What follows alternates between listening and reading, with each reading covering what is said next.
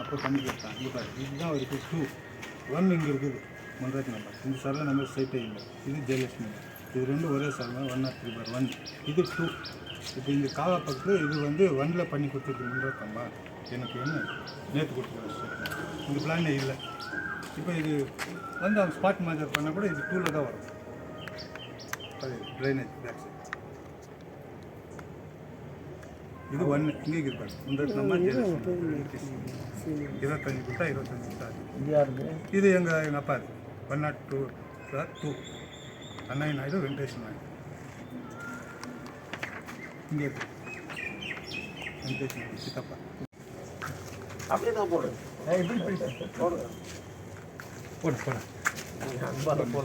போச்சுண்ணே. போ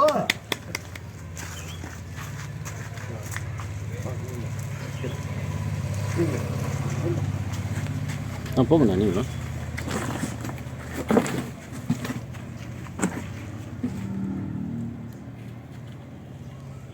ఇప్పుడు ఎందుకు వచ్చిండారంటే థ్యాంక్స్ చెప్పాలని వచ్చిండారా వచ్చిండారు ఏం మెమరాండం నేను చూసుకుంటాను. నన్ను చూసినాను కదా కేటీవీలో రిప్లై ఇచ్చిండారు కదా. దానిపైన ఏమన్నా మీరు అడగాలంటే మీరు తెలుగులో దాన్ని ఇప్పుడు మాట్లాడింది. మీరు తెలుగులో మాట్లాడితే నేను తెలుగులో చెప్పాలా? இதுதான் அது அப்படியே கவர்மெண்ட் அஃபிஷியல்ஸ் எனக்கு கொடுத்துக்கிறாங்க தவிர நான் ஒன்றும் இது பண்ணல. அவங்களே ஈஸ்வர்ட் பண்ணாங்க. இப்போ அவங்களே இல்லைன்றாங்க. இது என்னன்னே நான் வந்து கோர்ட்டில் வந்து என்ன ஆகுது, நான் அங்கே நியாயத்தை நான் இது பண்ணுறேன். ஸோ இவங்களோட இது என் பேர் வர வந்துச்சு. அதில் என்ன அது அதான் அவங்க இது இந்த இதில் இன்டர்ஃபே ஆகிடக்கூடாது. ஏன் என்ன இதை கேட்கக்கூடாதா? இல்லை, நான் உங்களுக்கு ஏன்னா உங்கள் மெசேஜை நான் பார்ப்பேன். இந்த மெசேஜ் நான் மட்டும் இல்லை, எல்லா ஆஃபீஸிலும் பார்ப்பேன். இப்போ அவர் ப்ராப்ளம் அவர் சொல்கிறாரு. இப்போ என்கிட்ட யாரோ 4 பேர் வந்து சொல்கிறாங்க. ஏன்னா அவங்க வந்து இந்த ஊரில் நீ கொஞ்சம் நல்லவனாக்குறியன்றது சொல்கிறாங்களோ. நீயும் ஒரு எம்எல்ஏ இருந்தும் தானே, உனக்கும் நாலேஜுக்கு தான் செக் பண்ணுறது கூட வந்திருக்கலாம். அவங்க கேட்கும்போது அவங்களுக்கு நான் செய்ய வேண்டிய என்னுடைய கடமை என்னாகுதா தானே செய்தேன். நான் ஏதாவது வேறு ஏதாவது தப்பு செய்யுதுதான் கேடிஏ கமிஷனர் அது பர்மிஷன் கொடுத்துக்கிறியான்னு கேட்டேன். அவர் என்ன சொன்னார், சார் போகஸ் டாக்குமெண்ட்டை கொடுத்து அவங்க ஃபைல் பண்ணிக்கிறாங்க. அதுக்கு முன்னே அவங்க இருந்தவங்க அதுக்கு போகஸ் டாக்குமெண்ட் மேலே பண்ணியிருக்காங்க. நான் செக் பண்ணி பார்த்ததுனால அது போகஸ் சார். நான் கமிஷனர்கிட்ட பேசிட்டு லெட்டர் எழுதுகிறேன், என்ஓசி கேன்சல் பண்ணுறேன். அதான் அவர் சொன்னது. அது பிரகாரம் கமிஷன் என்ன பண்ணுறாரு, அங்கேருந்து என்ஓசி வந்துச்சு, இது போகஸ்ன்னு சொல்லி நான் காத்தா கேன்சல் பண்ணுறேன் அவர் சொன்னார். இதில் என்னுடைய ரோல் என்ன ஆகுது நீங்கள் சொல்லுங்கள். அதுக்கப்புறம் இவங்க ஏரியா கவுன்சிலர் வந்து சைட்டு கேட்டார், நான் கொடுக்கல அப்படின்னு சொன்னார். அப்போ அதுக்கு என்ன பண்ணணும், அவங்க கவுன்சிலரை டிஃபேமேட்ரி ஃபைல் பண்ணணும். என் மேலே இந்த மாதம் டேமேஜ் பண்ணிக்கிறாங்க, டிஃபேமேட்ரி ஃபைல் பண்ணணுமா இல்லையா?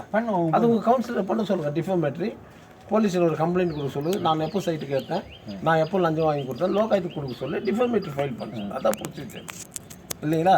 இப்போ என்ன கொடுத்தா இந்த டிஎஸ்எஸ் நாங்கள் தலித்துக்காரு, நீங்கள் உங்களுக்கு நல்லா தெரியும், அம்பேத்கர் பார்க்கில் வந்து எடுக்க சொல்லிட்டாருன்னு. கேஸே வேறு, பேசுனதே வேறு, அரசியல் கோசரம் பேசுனாங்க. அப்போ என்ன சொன்னார், முட்டி போட்டு நடந்து வந்து நீ மன்னிப்பு கேட்குற வரைக்கும் விட மாட்டேன்னு சொன்னாங்க. நான் இதோட காமெண்ட் அடிச்சேன்னா அடிக்கல. காலம் நேரம் வரும்போது தானாகவே தெரியும். தானாக என்ன தெரிஞ்சிச்சு, உண்மை எது பொய் எதுன்னு தெரிஞ்சிச்சு. இதுக்கெல்லாம் நான் பயப்படுவோம் கிடையாது இல்லையா? நான் வந்து யாருக்கும் விரோதம் கிடையாது. கமிஷனரை கேட்டேன், அது தப்பு அவங்க கொடுத்துக்கிறாங்கன்னா, முனிசிபால் கமிஷனர் தப்பாக வந்தது சார், நான் கமிஷனரை எழுதி தரேன், அதுலேருந்து அது இது கேன்சல் மாற்றுவீன்னாரு. நீ போய் டிசி கிட்ட சொல்லு, கமிஷனர் கேன்சல் பண்ணது தப்பு சார், நான் யோகியன், என்ன மாதிரி யோகியம் யாரும் இல்லைன்னு. அதில் வந்து ஜாதியை கொண்டு வந்து புகுத்துறேன். இவங்க மதர் கோபால் அங்கே அசோசியேஷன் பிரசிடென்ட், அவரு என்ன பிராமினா, அவரு என்ன அப்பர் காஸ்டா? அந்த மாதிரி இதில் காஸ்ட்டுக்கு இதுக்கு சம்மந்தம் இல்லை. அது மிஸ்யூஸ் பண்ணக்கூடாது, கேஸ்ட்டை மிஸ்யூஸ் பண்ணக்கூடாது. அதனால என்ன இவங்க அங்கே வரக்கூடாதுன்னு சொல்கிறாங்க. சேலஞ்ச் பண்ணணும் கோர்ட்டில். என்ன கோர்ட்டில் இருக்குது, அவர் என்ன சொல்கிறாரு, உங்ககிட்ட தானே சொன்னாருக்கா உங்கள் டிவியில். கோர்ட்டில் இருக்கும்போது அவங்க எப்படி கேன்சல் பண்ணாங்க? கோர்ட்டில் இருக்கும்போது நீ எப்படி காத்தா பண்ண? 2012 கேஸ் இருக்கு சார். எப்படி காத்தா பண்ண? இன்டர்ம் ஸ்டே வர எடுத்துக்கிறீங்க இல்லையா? நீங்கள் ஸ்டே எடுத்துருக்காங்க. ஸ்டே எடுத்துக்கிறது தெரிஞ்சு கூட நீ காத்தா பண்ணா என்ன அர்த்தம்? சட்டத்துக்கு புறம்பாடா என்னால் செய்ய முடியும் அப்படின்றது தானே உன்னுடைய அதிகார தோரணை. நான் ஒரு முனிசிபாலிட்டி பிரசிடென்ட் இருந்தேன் அப்படின்னு. எனக்கு அதை பற்றி சம்மந்தமே இல்லை. அது உன்னுடைய சேலஞ்சு. அதுக்கு காம்படிஷன் பண்ண வேண்டியது நீ. நாளைக்கு உனக்கு ஏதோ ப்ராப்ளம் வந்து எனக்கு இது செய்யுங்க சார்னாக்கா, உண்டு ப்ராப்ளம் நியாயமா இருந்தாங்க உனக்கும் செய்வேன் நான். எனக்கு ஒன்றும் விரோதமே இல்லை. உங்களுக்கு நான் விரோதியா இருக்கலாம், நான் எனக்கு யாரும் விரோதியா கிடையாது இல்லையா. அது உங்க டிவியில வந்துச்சு, நான் பார்த்தேன்.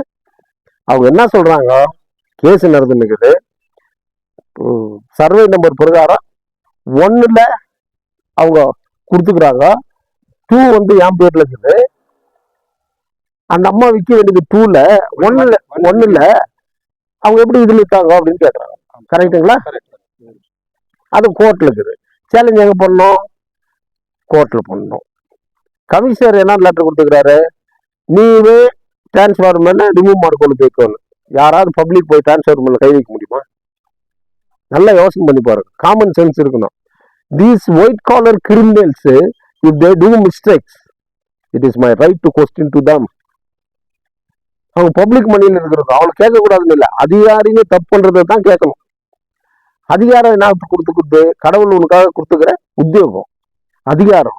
4 பேர் உங்ககிட்ட வந்து கேட்குறாங்க நியாயத்தை, அது கடவுள் செய்த புண்ணியம் உனக்கு. அதுல உக்காந்துக்கின்னு நான் ஜனங்கள் செய்ய மாட்டேன், நான் இப்படிதான் பண்ணுவேன் அப்படின்னு சொன்னாக்கா, நீ தான் ஒயிட் காலர் கிரிமினல் ஆயிடுவேன். நான் ஏழைகளுக்காக செய்யுங்க, ஏழை தப்பு பண்ணிட்டு போனா ஏழைக்காக செய்யணும்னா எது நியாயம் இருக்குதோ அது செய்யணும்னு சொன்னா அவ்வளவுதான். அதுக்கு என் பேரெல்லாம் மிஸ்யூஸ் பண்ணாக்கா அது அவ்வளோ நல்லா இல்லை. ஒரு பொலிட்டிக்கல் இருந்த நீ கவுன்சிலர் ஆன, யாரால கவுன்சிலர் ஆனதோ கொஞ்சம் தெரிஞ்சு வச்சுக்கணும் இல்லையா. அது நான் சொல்லி இல்லை, அது ஊருக்கே தெரிஞ்ச விஷயம். நீ அங்கிருந்து எஸ்ஆதின சொன்னாங்க, நாளைக்கே கொடுத்து இந்த சைட்டு எனக்கு என்ன விரோதமா உண்மையில கொடுத்துருன்னு சொல்றது, இவங்ககிட்ட என்ன பணமா வாங்கிட்டு இருக்கிறேன் நான். இல்லை இவங்களாம் ஒரு அமௌண்ட் கொடுத்துட்டு எனக்கு நீங்க கொஞ்சம் செய்யுங்க சார் நான் சொன்னாங்க. இல்லை நீங்க எனக்கு அந்த சைட்டு கொடுத்துருன்னு சொன்னாக்கா நான் கொடுத்துறேன்னாக்கா, நான் ஏன் சொல்ல வேண்டியது? உன் சைட்டு உழுது, நீ ஃபைட் பண்ண வேண்டியது உழுது, அவங்க ஃபைட் பண்ண வேண்டியது அவங்க. அவங்க 8 கடை போகஸா கட்டினுக்கிறாங்க. கமிஷனர் கிட்ட போ, டிசி கிட்ட போ, சேலஞ்ச் பண்ண. அவங்க போகஸ் காட்டி எடுத்து ஓடிச்சு தள்ளு. ஜெயின் சேவை சங்கம் ஒன்று ஓடிக்கலையா? ஜெயின் சேவை சங்கம் முனிசிபாலிட்டி ப்ராப்பர்ட்டி இவங்களுக்கு கொடுத்துக்கணும். அண்டர் கிரவுண்ட்ல இருந்து ரெக்கார்ட்ஸ் எடுத்துன்னு வர சொல்லி, சுசிலா தேவி சிக்னேச்சர் இவங்க போகஸா பண்ணாங்கன்னு சொல்லி ப்ரூவ் பண்ணி கவர்மெண்ட் பிரின்சிபால் செக்ரட்டரி ஸ்பாட்டுக்கு வந்து சப்ராஸ்காரம் இருக்கும் போதோ டெமாலிஷ் பண்ணுவேன் நான். ஸ்கூல் படிக்கிற பிள்ளைங்களுக்கு காம்பவுண்ட் போட்டு ராவ் எல்லா ரவுடிகளுக்கும் பணம் கொடுத்துட்டோம், எல்லா அரசியல்வாதிகளுக்கும் பணம் கொடுத்துட்டோம். நாங்க என்னையும் சேர்த்து தான் அரசியல்வாதினா. அந்த ஒரே காரணத்துக்காக டிசி கிட்ட பேசிட்டு மறுநாள் காலையில் 6:30 மணிக்கு அது இருக்கிறான் இல்லைன்னு பார்த்துட்டு அப்புறம் நான் சென்னைக்கு போனேன். விசித்தல்லாம் இல்லையா? எல்லாரும் வேலைக்கு வாங்கலாம், எஸ்ரா என்ன வேலைக்கு வாங்குறது ஒரே ஒரு ஆளால் தான் முடியும், எங்க அம்மாவால். இந்த பெற்றவர் தான் என்ன வேலைக்கு வாங்க முடியும், வேற யாராலும் வேலைக்கு வாங்க முடியாது. எந்த வேலைக்கும் நான் போற ஒன்றும் கிடையாது. அதனால அவங்க கானூன் பிரகாரம் காத்தா இல்லை, அவங்க அசோசியேஷன் வச்சுக்கிறீங்க இல்லைங்களா? உங்க அசோசியேஷன் பிரகாரம் என்ன காரணம் இருக்குது, போலீஸ் ஸ்டேஷன்ல போய் ஒரு கம்ப்ளைண்ட் கொடுங்க. சார் எங்களுக்கு இந்த மாதிரி பயமா இருக்குது, எங்களுக்கு ட்ரபிள் இருக்குது, இப்படி இருக்குது உங்களுக்கு தோணுச்சுன்னா நீங்க அதானே என்கிட்ட சொன்னீங்க. ரவுடிசம் பண்ணுவாங்க சார், மற்றபடி எங்க மேல என்ன கோபமா வருவாங்கன்னாக்கா போலீஸ்ல போய் ஒரு பாதுகாப்பு கேளுங்க. போலீஸ்ல அதெல்லாம் நான் எடுக்க மாட்டேன்னு சொன்னாக்கா ரைட்டிங்களை கொடுங்கன்னு கேளுங்க. சிசி கேமரா வச்சுக்கிறாரு, புரியுதுங்களா? இப்போ ஒருத்தர் பெட்டிஷன் கொடுக்குறாரு, எஸ்ஐ எடுத்துக்க மாட்டேங்கிறாரு, இன்ஸ்பெக்டர் எடுத்துக்க மாட்டேங்கிறாரு. அவங்க என்ன பண்றாங்க, டிஎஸ்பி கிட்ட கொடுப்பாங்க, எஸ்பி கிட்ட கொடுப்பாங்க, அவங்களும் எடுத்துக்க மாட்டாங்க. இந்த மாதிரி போன வாரம் ஒரு கேஸ் தமிழ்நாட்டில் நடந்ததுக்கு என்ன அந்த கோர்ட், என்ன கோர்ட்டு, நுகர்வோர் கோர்ட்டு, கன்சியூமர் கோர்ட்டு, அவங்களுக்கு ரைட்ஸ் கேட்டு அவங்க ஃபைல் பண்ணாங்க. அதெல்லாம் விசாரிச்சு கன்சியூமர் கோர்ட் என்ன கொடுத்துச்சுனாக்கா, இன்ஸ்பெக்டரும் சப் இன்ஸ்பெக்டர் சேர்ந்து அவருக்கு 1 லட்சம் ரூபாய் நஷ்டம் கொடுக்கணும் கோர்ட் ஆர்டர். அப்போ அது படிக்கும்போது எனக்கு என்ன ஞாபகம் வச்சுன்னா, இன்ஸ்பெக்டருக்கும் சப் இன்ஸ்பெக்டர் மட்டும் அந்த கோர்ட் 1 லட்சம் போச்சு. பட் அவங்க கம்ப்ளைண்ட் டிஎஸ்பி எஸ்பி கொடுத்தாங்க, அவங்களும் சேர்த்து கொடுக்க வச்சுக்கணும் இல்லை. இது கேள்வி தான் நான் கேட்குவேன். இப்படி கேட்கும்போது அவங்க ஹையர் ஆஃபீஸருக்கு நாங்கள் வந்து பெரிய பெரிய ஆஃபீஸர்ஸ் இவரு கேள்வி, யார் பெரியவன் சின்னன்றதெல்லாம் கிடையாது, சட்டம் எல்லாருக்கும் ஒன்று. நான் ஐஏஎஸ் படிச்சுக்கிறேன், ஏ ஃபார் பேபின்னு எழுதுவேன், நான் ஐபிஎஸ் படிச்சுக்கிறேன், ஏ ஃபார் கேட்டுன்னு எழுதுவேன் அப்படின்னா ஆகாது. அது ஃபார்முலா, ஏ ஃபார் ஆப்பிள் தான், பி ஃபார் பேபி தான். தப்பு செய்யக்கூடாது, யாரும் அடிச்சதுன்னே கிடையாது. நான் தப்பு செய்யறேன், நான் தப்பு செய்யறேன்னு ஒத்துக்குவேன். தப்பே செய்யாது நான் ஏன் ஒத்துக்கணும், சேலஞ்ச் பண்ணணும், கரெக்டுங்களா? அதனால நீங்க கம்ப்ளைண்ட் கொடுங்க, எங்களுக்கு பாதுகாப்பு வேணும், அதுதானே சொன்னீங்க. அந்த காப்பி தானே என்கிட்ட கொடுத்துக்கிறீங்க. கம்ப்ளைண்ட்டு கொடுங்க, டிபார்ட்மெண்ட் எடுக்கல, எஸ்பிக்கு கம்ப்ளைண்ட் கொடுங்க. அது மேலே எடுக்கல, உங்களுக்கு பாதுகாப்பு கொடுக்கல, முடியாது அப்படின்னு சொன்னாங்கன்னாக்கா ஃபர்தர் நீங்கள் என்ன பண்ணணும்? உங்கள் லாயர் வச்சுக்கிறீங்கல்ல, கோர்ட்டில் சொல்லுங்க, இன்ட்ரீம் ஸ்டே எங்களுக்கு இருக்கு, எங்களுக்கு பாதுகாப்பு இல்லை, எங்களை த்ரெட்டன் பண்ணுறாங்க, போலீஸாருக்கும் நாங்கள் இதை கம்ப்ளைண்ட் கொடுத்தோம், அவங்களும் எடுக்கலன்னு கொடுங்க. யார் உங்கள் லாயரு? ஸ்ரீநாத் சார்கிட்ட சொல்லுங்க.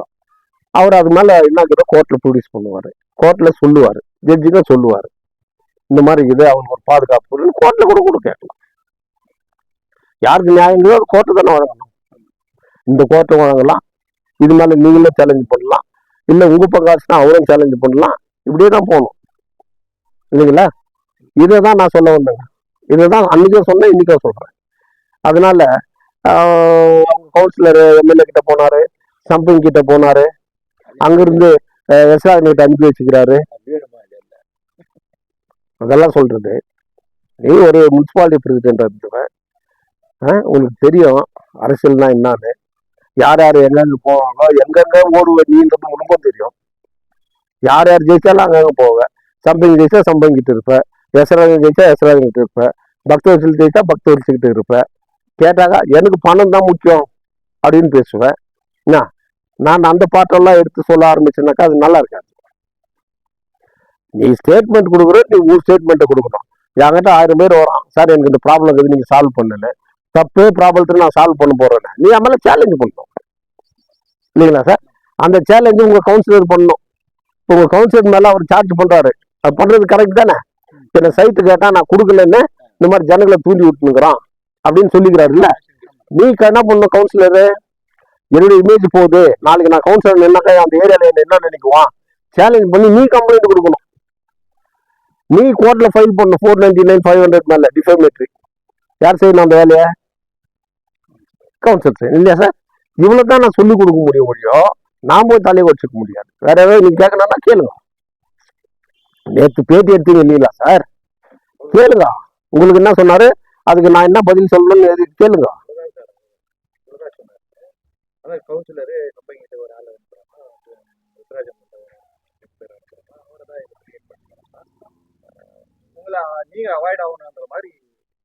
நான் அவாய்ட் ஆகணுமா?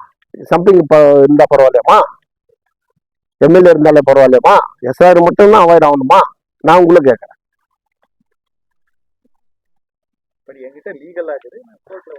அது பார்த்துட்டு நான் ஏன் அவாய்ட் ஆகணும்? நான் not only politician, I am an advocate.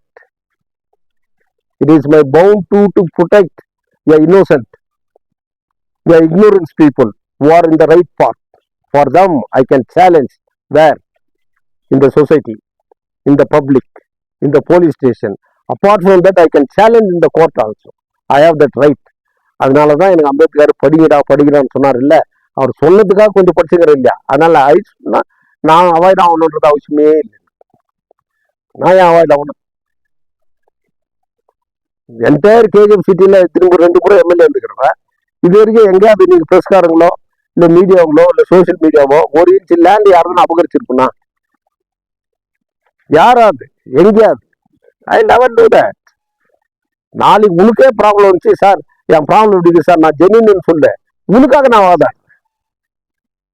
உனக்கு வாதாடக்கூடாதுன்னு அவசியம் இல்லையா?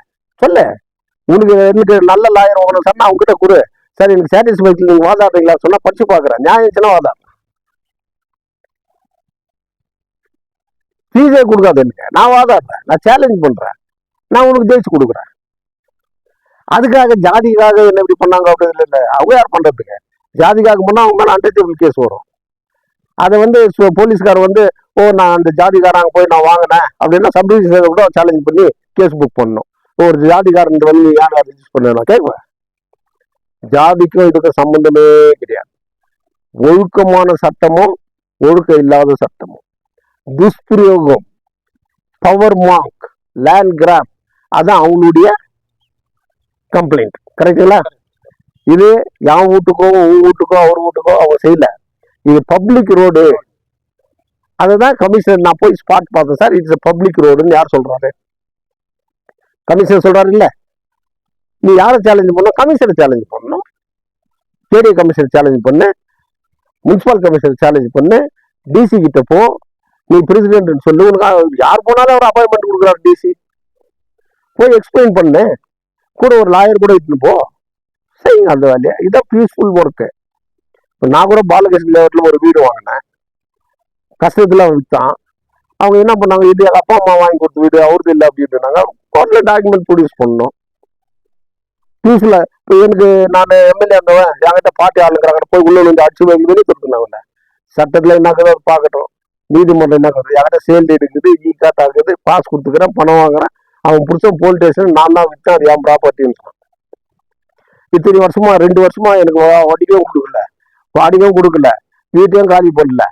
ஆம் ப்ராப்பர்ட்டியில் அவங்க லீஸ் வாங்கி துண்டுக்குறாங்க. இது எந்த வகையில் நியாயம்? வேற எந்த அரசியல்வாதியை விட்டுருவானா?